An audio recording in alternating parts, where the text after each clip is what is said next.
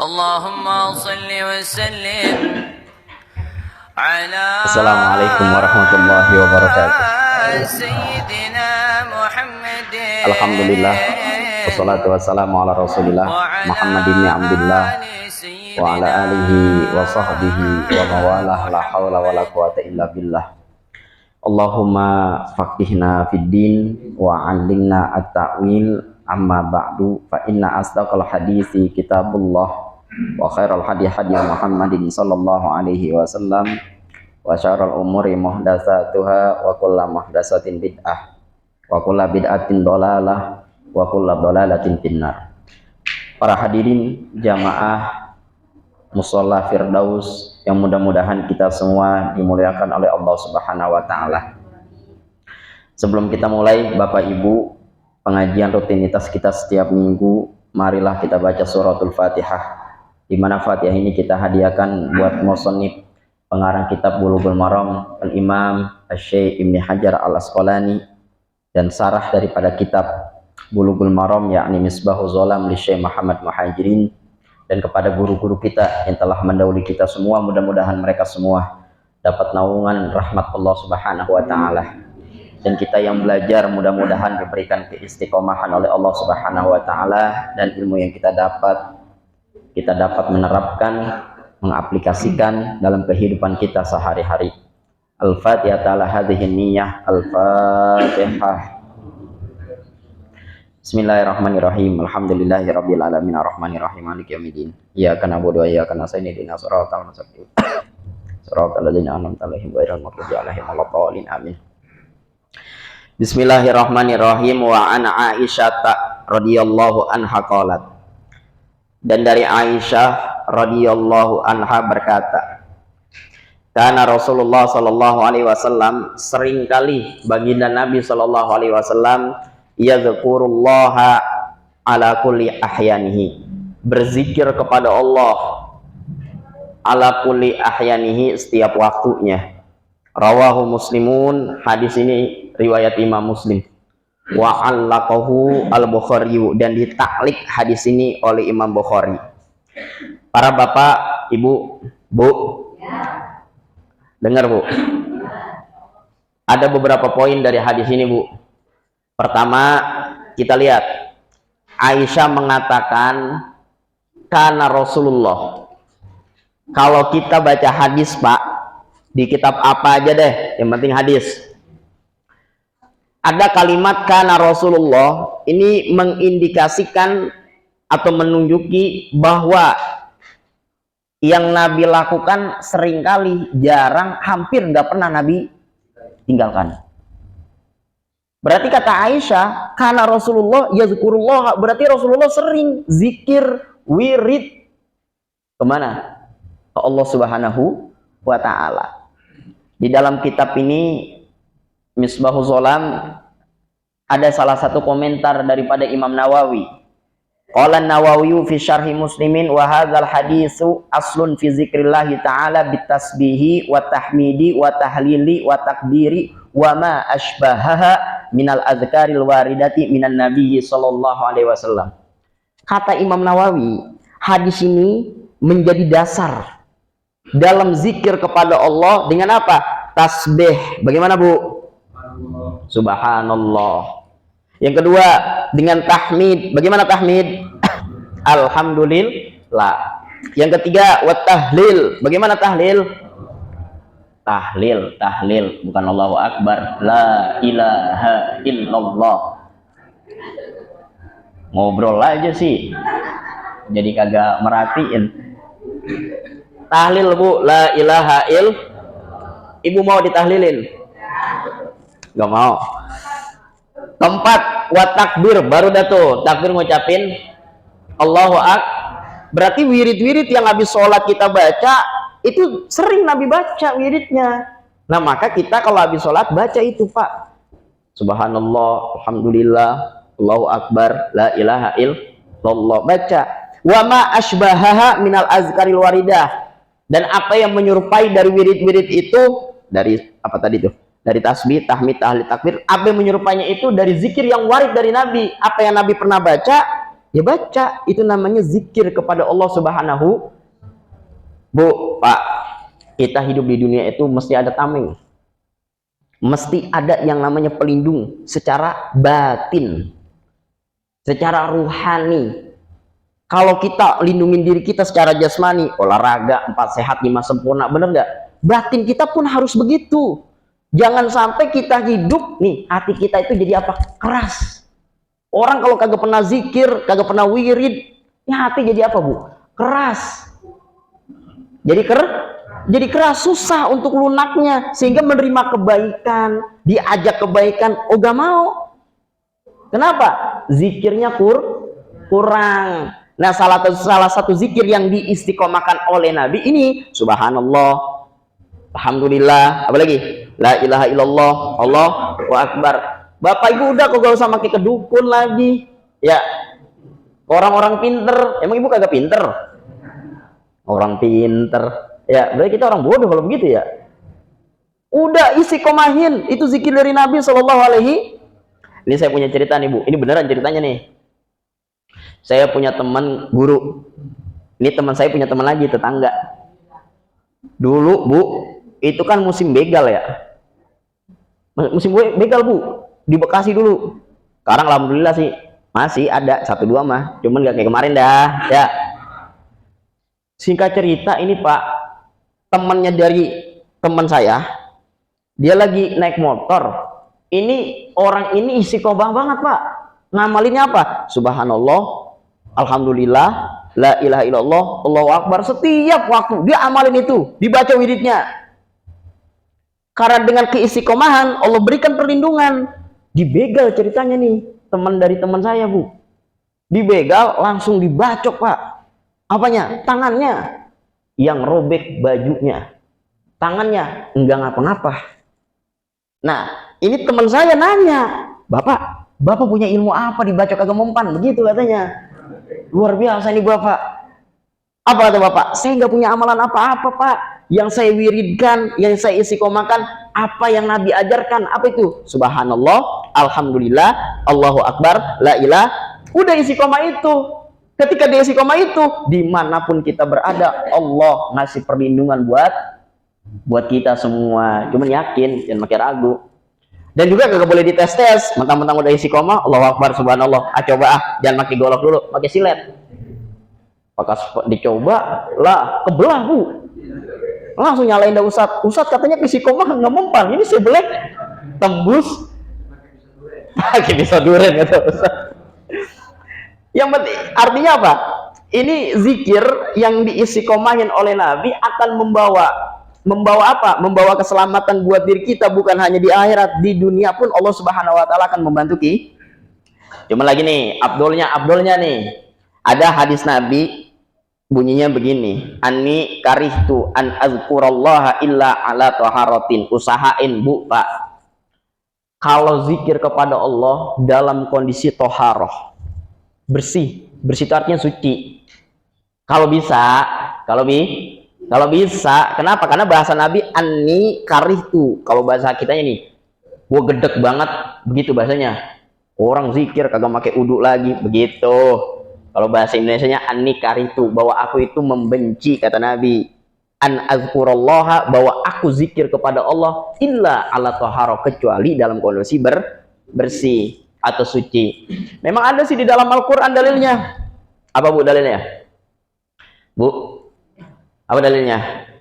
Allazina yadhkurunallaha qiyaman wa qu'udan wa ala junubihim. Kita zikir kepada Allah boleh aja, Pak. Kiaman, lagi jalan, lagi diri, lagi bangun. Wa qu'uda, lagi duduk begini, kita zikir kepada Allah. Lagi tengkurap, lagi tiduran, boleh gak? Boleh. Ala kulli ahyanihi, dalam waktu bagaimanapun, kondisi bagaimanapun silakan. Cuman afdolnya kalau kita zikir harus punya wudu. Makanya di sini ulama ngambil istinbat dalil begini. Fastan batal ulama'u annahu yukrahu tahriman aw tanzihan ayyazkurallaha ta'ala fi halatil julusi lil bauli aw fi halatil jima'i aw fi mahalin fihi najasatun. Ulama mengambil kesimpulan begini nih, mengambil istinbat dalil dari hadis ini, bahwasanya dimakruhkan buat seorang zikir kepada Allah ini makruhnya ada yang mengatakan tahrim, ada yang mengatakan tanzih. Makruh zikir kepada Allah pertama fi halatil julus lil baul, lagi kencing dizikir. Ya, Bu. Ya kita walaupun benar jangan terlalu begini juga. Ya zikir lagi kencing. Boleh kagak zikir lagi kencing? Saya romannya. Boleh, Bu, cuman dalam hati. Jangan lagi kencing. Subhanallah, subhanallah, subhanallah, subhanallah. Oh. Jangan begitu. Boleh dalam hati. Kedua nih, au fi halatil jima, atau dalam kondisi lagi hubungan badan suami istri dia wirid. Yo. Ya, kalau lagi hubungan badan, boleh nggak zikir? Boleh, cuma jangan sampai keras suaranya, pelan-pelan. Apanya? Zikirnya. Ibu-ibu yang gimana sih mikirnya ini? Zikirnya yang pelan-pelan, bukan yang lain. Alhamdulillah. Ya, boleh kita zikir, cuma dalam hati, jangan kencang banget. La ilaha illallah, la ilaha illallah. Lah, anak kita bangun, bapak lagi ngapain? Lagi zikir, nak. Ya, zikir pelan-pelan, boleh dalam hati, kagak boleh dikerasin suaranya kalau lagi hubungan atau aufi mahalin fihi najasatun, dimakruhkan zikir pada tempat yang tempatnya itu ada najis. Dia zikir di tempat sampah, dia zikir di kamar mandi, fihi najasah, ya masih ada potensi kenajisan dah. Nah itu dimakruhkan, bukan berarti kagak boleh loh, boleh. Kalau bisa jangan dikeraskan suaranya, dalam hati aja. Lah contoh dah kayak gini, kita kalau mau mandi junub, Bu, ada masuk kamar mandi, itu kalau pengen mandi junub baca bismillahnya jangan keras-keras. Ini romanya mau mandi junub biar suami tahu, a'udzubillahi minasyaitonirrajim, bismillahirrahmanirrahim. Bismillah itu kan sebagian daripada ayat suci Al-Qur'an. Kalau niatnya sih nggak jadi masalah dah tuh, nawaitul gusla li rafil hadasil akbari fardolillahi ta'ala. Tapi walaupun itu bukan hadis Nabi, itu kan buatan ulama. Sekalipun buatan ulama juga ya kita hormatin, walaupun memang nggak menuai dosa. Kita baca keras di kamar mandi, cuman adab aja, bacanya juga dalam hati aja, jangan keras-keras. Nawaitul gusla li rafil hadasil sampai kedengeran. Udah dalam hati aja, dalam hati baru udah kita siram kepala kita. Kalau bahasa kita guyur dah kepala kita. Nah ini kembali kepada hadis ini, bahwa kita disunahkan secara tidak langsung. Aisyah cerita Nabi seringkali zikir, berarti secara nggak langsung Nabi ngajarin kita. Kalau bisa, bukan kalau bisa nih, kalau kita pengen diakui umatnya, terapin semua apa yang datang dari Nabi Shallallahu Alaihi Wasallam. Sunnah zikrullah, mengingat Allah Subhanahu wa ta'ala. Zikir, Bu, Pak. Jadi kalau habis sholat jangan Allah lantas jalan. Orang-orang bacanya Allah antas salam, dia lantas jalan, walantas pergi. Jangan begitu. Usahain wirid dulu. Ganjarannya berat ini, Bu, besar ini. Orang ngucapin subhanallah aja itu pahalanya penuh. Tamlaul mizan, timbangan kita jadi berat. Emang ini kan perkara yang gampang, ini sebenarnya ringan, ini diucap di lidah. Ini takaran pahalanya berat, cuman sulit kita praktekin. Coba dah, kebanyakan kita habis sholat ngapain? Ya buka HP. Ya, kalau nggak buka HP ngapain? Lantas jalan, pergi dah kemana tahu. Itu sebenarnya sepele, subhanallah, alhamdulillah, tapi berat buat kita. Tapi itu berat apanya? Timbangannya. Kalau kita laksanakan, kalau kita istiqomahkan. Makanya ada hadis mengatakan tamlaul mizan. Timbangan kita berat gara-gara apa? Ngucapin subhanallah. Setiap ulama yang memiliki karimasdik dan ulama yang memiliki karomah, dia punya wirid khusus, Pak, Bu. Punya wirid khusus. Ada yang istiqomah wirid subhanallah, subhanallah, subhanallah. Ada yang wiridnya alhamdulillah, alhamdulillah, alhamdulillah. Dari wirid yang Nabi ajarkan kepada kita, pilih, Pak, kita senang. Semuanya, pakai semuanya. Pak, ini Ustaz saking banyak ya saya kagak pakai semuanya. Saking banyak ya kagak ada yang pakai. Satu pun. Pakai yang kita suka, jangan sampai kita kosong banget. 2, zikir ini bisa nenangin hati kita. Ingat loh, saya katakan bisa nenangin hati kita, bukan bisa ngelunasin hutang kita. Beda. Kalau hutang bayar, jangan pakai diwiridin. Bayar, jangan pakai diwirid. Kalau hati galau nih, Bu, hati galau, belum makan ini Ustaz, wirid, zikir. Kenyang nggak? Lah lapar. Yang bilang kenyang siapa? Saya bilang lapar tetap, cuman kita kagak apa, nggak emosi lah. Coba dah bayangin, orang kalau lapar kan bawahnya panasan mulu, marahan mulu, bener nggak? Ya nggak? Ya iya, kesel. Ini saya lihatin mukanya pada kesel semua, lapar semua ini kayaknya. Ya, itu zikir bisa apa? Meminimalisir kondisi yang buruk menjadi kagak buruk. Zikir. Kedua nih, kalau ada zikir, kita terarah hidupnya. Nafsu itu tidak akan melonjak melebihi isi koma zikir kita. Contoh, Bapak Ibu pernah nggak kalau beli barang di mall, beli barang di mana lagi tuh, di tempat mana dah? Kadang-kadang barang bikin kita tertarik, nafsu. Kita langsung mau beli. Nggak ada tameng, sehingga kita beli. Ternyata barangnya kita dibohongin. Bener nggak? Adanya zikir, adanya tameng, itu meminimalisir kita nih. Kalau andai kata nafsu bergejolak, adanya zikir, dia bisa apa? Bisa minimkan nafsu kita, sehingga kita ketika milih barang itu atas arahan Allah Subhanahu wa taala, bukan semata-mata nafsu yang timbul di kita tuh. Begitu juga mirip bini. Lah, romanya Ibu ngapa, Bu? Begitu juga milih bini, begitu Bang Rahman, begitu juga milih bini.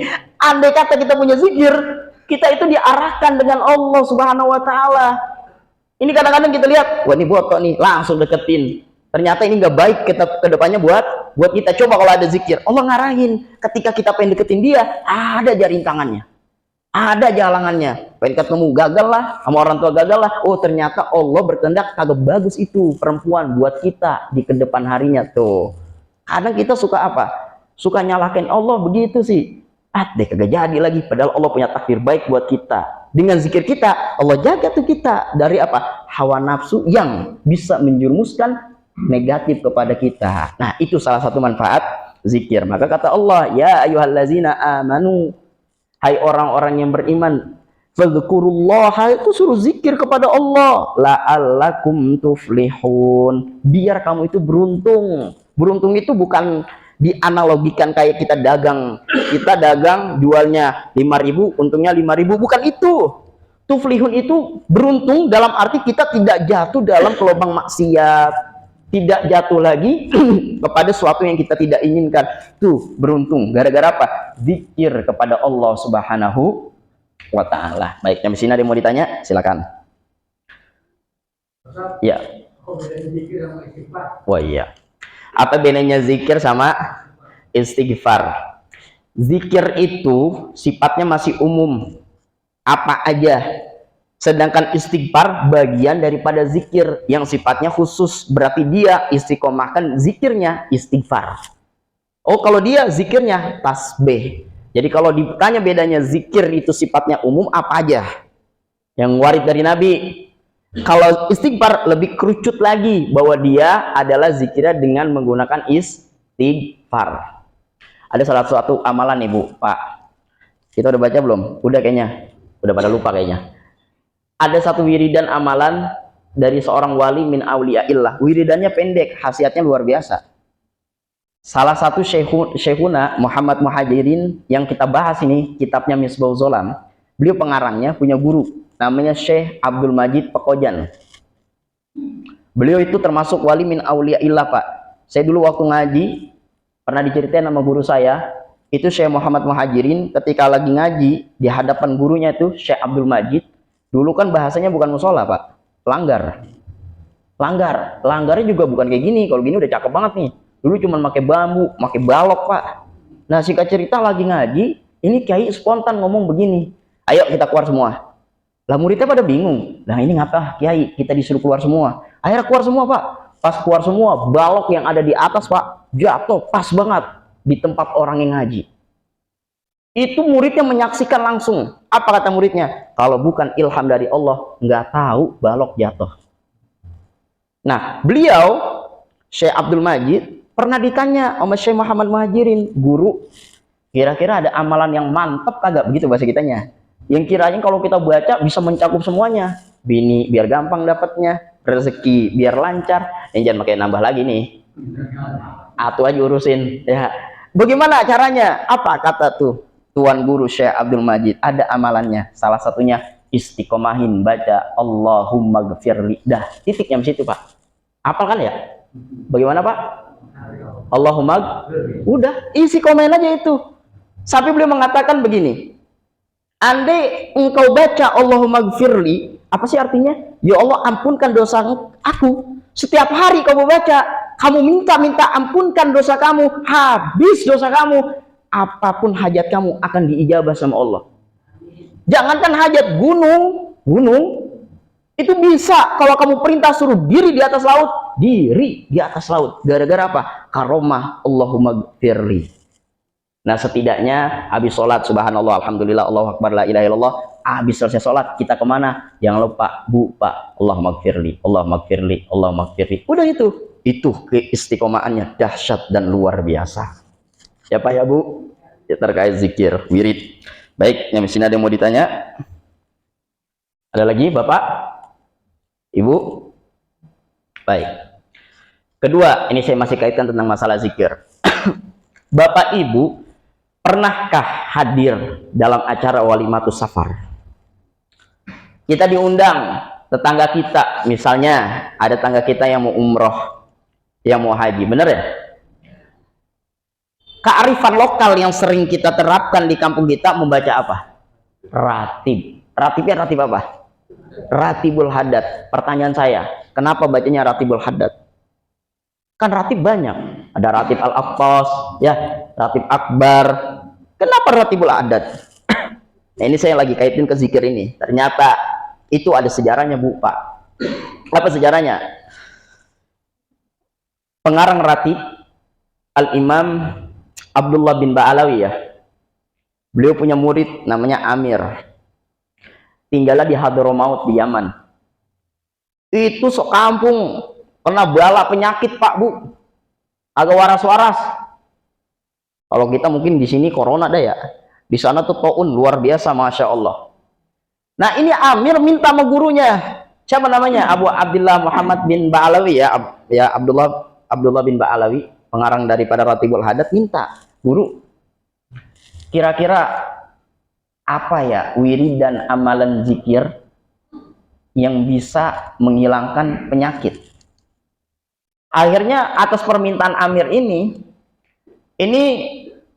pengarang kitab dari Ratibul Haddad bikin, Pak, susunan ratib yang itu Bapak baca dan boleh Bapak lihat.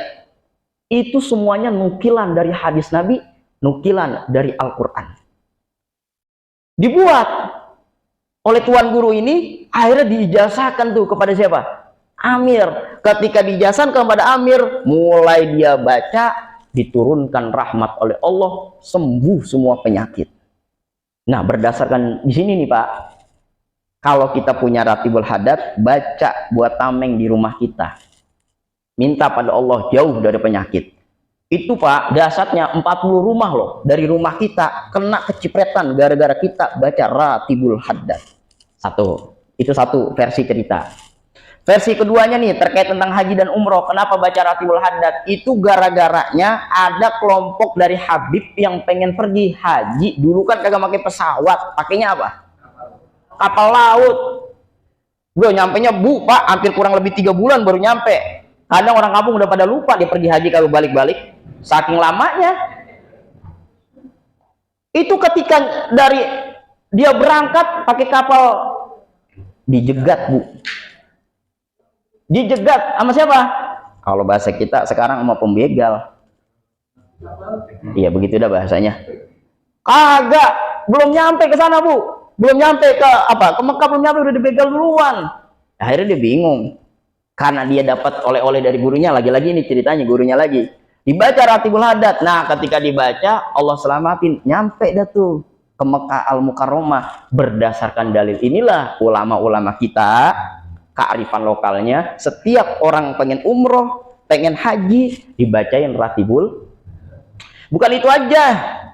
Jangan dikias umroh haji aja. Anak kita kalau pesantren jauh, bacain Ratib. Anak kita mau kemana nih jauh dalam perjalanan, bacain Ratib. Tujuannya apa? Biar diberikan keselamatan. Kalau kita tarik ke hadis ini, Ratib kan isinya apa? Zikir kepada Allah Subhanahu wa Ta'ala. Makanya tadi wama asbahaha jangan tasbih, tahmid, tahlil, takbir aja. Dan apa yang menyerupai ini? Ratibul haddad kita pakai. Apalagi kalau kita istiqomahin. Bu, Pak, ada hadis Nabi punya begini. Nawiru buyutakum bitilawatil Quran. Berikan cahaya, terangilah rumah kamu dengan bacaan Al-Quran. Andai kata nggak baca Quran, jangan sampai enggak. Kita nggak baca Quran, ya cari yang lain, alternatif ya. Baca kayak ratib, baca kayak sholawat. Supaya apa? Rumah kita bercahaya. Ustaz, rumah saya udah terang banget pakai lampu. Bukan itu. Bukan dan pakai lampu terang, bukan. Nur cahaya yang Allah berikan bisa berefek positif. Contoh, andai kata rumah kita sering dibacain Quran, ratib, zikir, dan lainnya, menarik rezeki.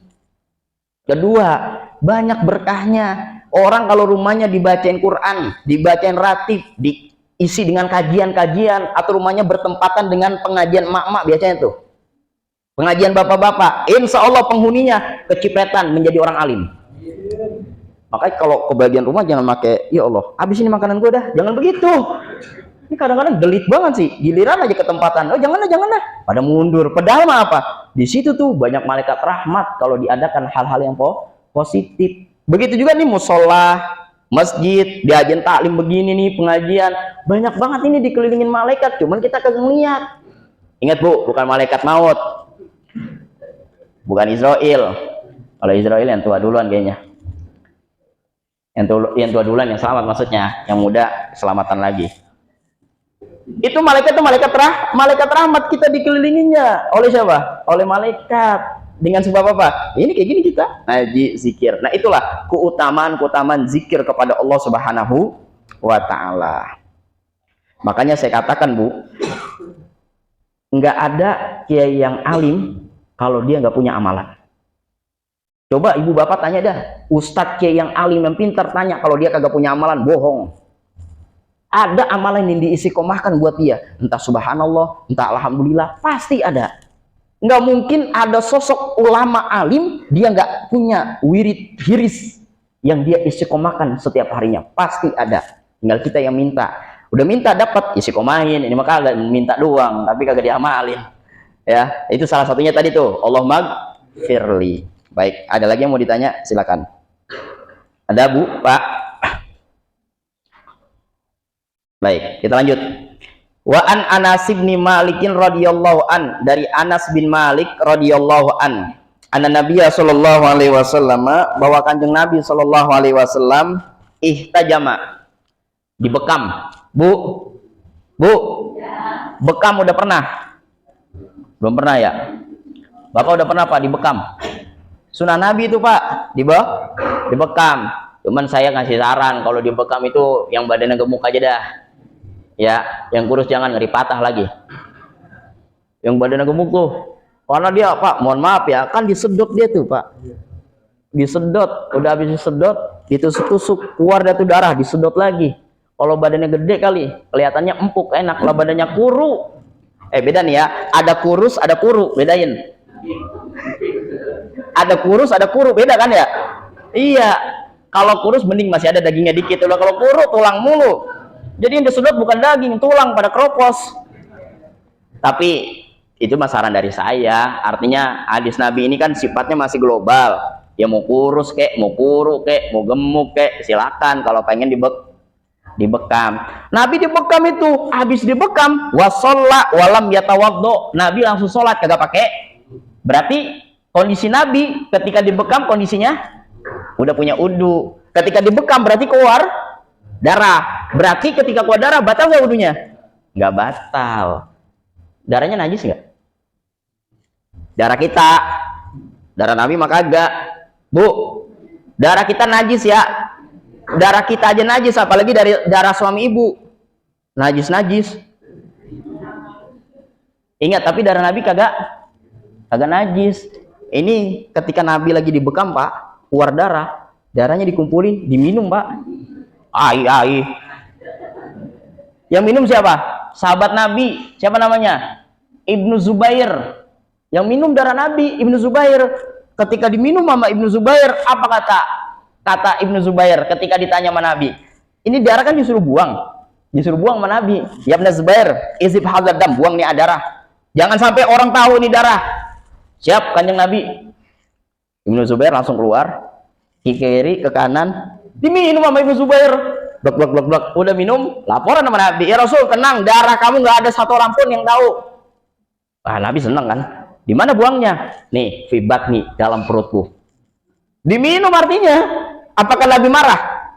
Apakah Nabi kecewa? Kagak. Apa kata Nabi? Jasadmu ya Ibn Zubair tidak akan tersentuh dikit pun oleh api neraka Allah Subhanahu wa taala. Gara-gara apa? Darahnya Nabi mengalir di darahnya Ibnu Zubair. Tuh. Ini khususiat darah Nabi. Jangan makin diikutin. Jangan makin diikutin maksudnya. Ini ada kiai berdarah, darahnya ditadangin, diminum. Itu emang kiai lagi penyakit, ada sakit diminum, nambah sakit kita. Ingat Bu, Nabi itu manusia, bukan kayak manusia biasa. Apa contohnya? Darah Nabi nggak najis, darah kita najis. Nah, najis. Nabi Bu, ludahnya ya, itu obat ludah kita, racun. Nabi SAW ketika pengen hijrah ditemenin Abu Bakar, bener nggak? Ketika ditemenin sama Abu Bakar, Kanjeng Nabi SAW lagi di apa? Dikejar sama kafir Quraisy. Itu kan singgah dulu di Gua Sur. Masuk ke dalam, Abu Bakar digigit tuh oleh kalajengking. Wah, kalajengking Arab. Bukan main panasnya, ya. Itu juga Sayyidina Abu Bakar kagak ngomong, aduh, nggak begitu. Takut ganggu Nabi. Ditahan, pas ditahan panas dingin Bang. Keringatnya Abu Bakar jatuh di pipinya Nabi. Ya Nabi bangun ditanya, ya Abu Bakar, ma baluk, apa keadaan kamu, bagaimana ya? Kamu kenapa ini? Begitu ditanya sama Nabi. Enggak ya Rasulullah, nggak apa-apa, cuman kegigit dikit. Pas dilihat bengkak gede banget. Sama Nabi diludahin, deh waras ludah Nabi. Ludah Nabi. Coba anak ibu udah jatuh masih kecil naik sepeda, kena tulang kering biru, ludahin Bu, bengkak. Kenapa? Nabi dikatakan manusia, tapi bukan manusia kayak dia. Nah, ini darah Nabi aja diminum. Jangankan itu, kencing Bu, kencing. Nabi kencing, air kencingnya diminum. Coba kalau sekarang kita kencing, siapa mau minum? Ya, kagak ada yang mau, najis, jangan. Nggak boleh minum air kencing, tapi air kencing Nabi itu boleh. Khususiat. Kalau khususiat mah jangan pakai diikutin, itu emang khususiat Nabi nikah nggak pakai wali, kagak pakai saksi, boleh kagak? Boleh. Kita makin niru-niru pengen nikah kedua kagak pakai saksi, kagak sah. Kenapa? La nikaha illa biwaliyin wasyahidai adlin. Syarat nikah itu harus ada wali. Kalau Nabi boleh, khususiat. Namanya khususiat berarti khusus kepada Nabi SAW.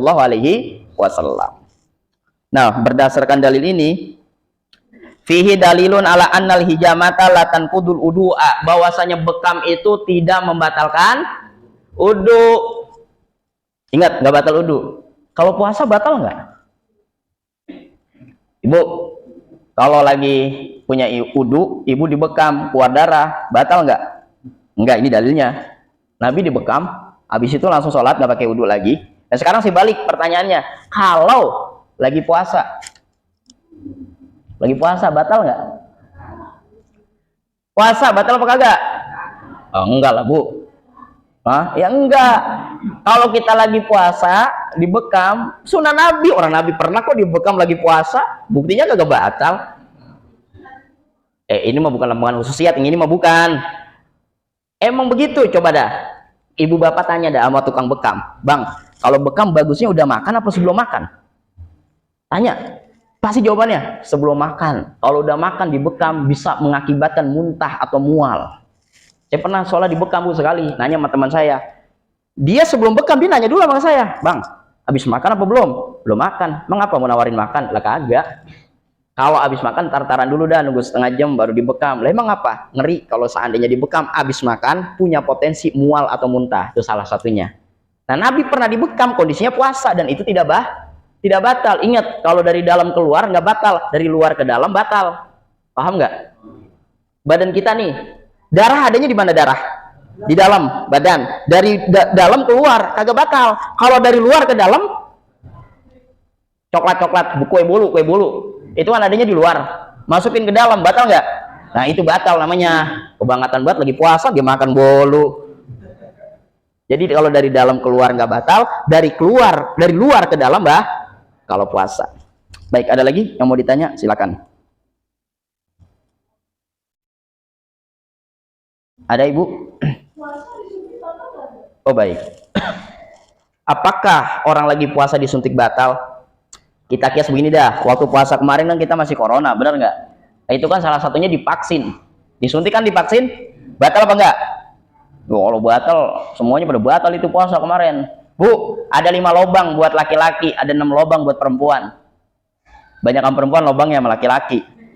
Lah, itu kalau seandainya masuk dari 6 lobang atau 5 lobang baru batal puasa kita. Apa aja 5 lobangnya nih? 1, mulut. Kedua, hidung ini 1 paket ya, walaupun lobangnya 2. Ada yang lobangnya 1. Ketiga, telinga. Ada lobangnya nggak Bu? Ya kalau nggak ada budek berarti. Yang keempat, kemaluan depan. Yang kelima, kemaluan belakang. Itu buat laki-laki Bu lobangnya. Andai kata lagi puasa lobang itu kemasukan apapun batal. Contoh, kemaluan belakang. Dia lagi mandi kentut, masuk air, batal nggak? Lagi kebangetan banget. Kadang-kadang kentutnya nyampe ditaruh di ember lagi. Iya. Emang ya dulu kan anak-anak begitu Bu ya. Ya termasuk saya dulu. Kayaknya resep banget ngeliatin gelembung air gitu di bak bus. Nah itu kan habis kebuka nyerep ya. Batal itu puasa kita kalau gitu. Jangan begitu Bang. Kalau lagi puasa. Nah kalau perempuan sama tuh 5 lubang kayak laki-laki. Cuman ada 1 lubang. Apa? Payudaranya. Itu ada lubangnya. Kalau kagak ada lubang kagak keluar itu asiknya. Nah kalau lubang-lubang itu kemasukan benda itu batal Bu puasanya. Sekarang saya tanya dah. Kemarin divaksin disuntik di mana? Di tangan. Tangan lubang apa bukan? Berarti kagak batal. Jelas Bu? Ini saya lagi ngejelasin begini di salah satu masjid. Ada yang nanya begini, Pak Ustadz, berarti kalau gitu lagi puasa diimpus kagak batal? Kalau lempangan itu batal. Lah kan bukan lewat lubang itu, karena tujuannya memberikan makan. Dia pengen kagak lapar itu. Jadi puasa diimpus di sini nih. Kata Ustadz nggak batal, nggak batal. Lah tiap hari.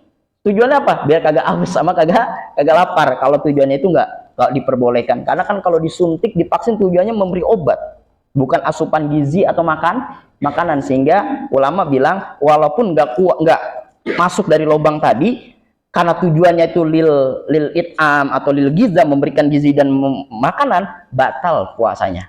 Kalau suntik tidak jadi aman Bu ya. Baik, ada lagi Bu? Termasuk donor darah, batal apa enggak? Enggak. Lagi apa? Lagi puasa. Siapa yang enggak batalnya? Yang enggak batalnya yang ngeluarin darah. Karena dari dalam ke, nah yang batalnya yang menerima darah karena dari luar ke, paham? Ya. Ada lagi? Termasuk suntik vitamin itu bisa membatalkan karena memberikan apa? Ya, kekuatan pada badan kita dalam kondisi puasa. Jadi yang dimaksud dengan vaksin dan suntik memberikan obat supaya kita terhindar dari corona kemarin dah tuh. Nah kalau vitamin beda lagi ceritanya tuh, karena dia dalam kondisi memang sehat kan, tidak ada kondisinya apa, membahayakan buat badannya, maka tidak diperkenankan. Baik, ada lagi terakhir? Tidak ada. Insya Allah di pertemuan selanjutnya kita bahas terkait tentang masalah apa Bu? Terkait masih masalah hal-hal yang membatalkan wudu. Temanya bulan depan adalah mata itu terkait dengan dubur. Ini mata kita. Nanti ada urat yang sampai ke dubur kita. Nah nanti kita akan ceritakan kenapa wudunya orang bisa batal ketika tidur, karena ada kaitan mata dengan dubur. Wallahu a'lam bishawab. Al-Fatihah.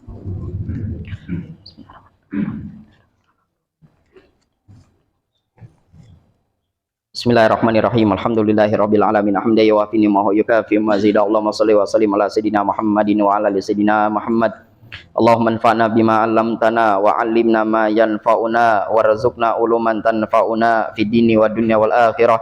Allahumma faqihna fid din wa 'allimna at-ta'wil wa sallallahu ala sayidina Muhammadin wa ala alihi wa sahbihi wasallam walhamdulillahi rabbil alamin. Assalamualaikum warahmatullahi wabarakatuh.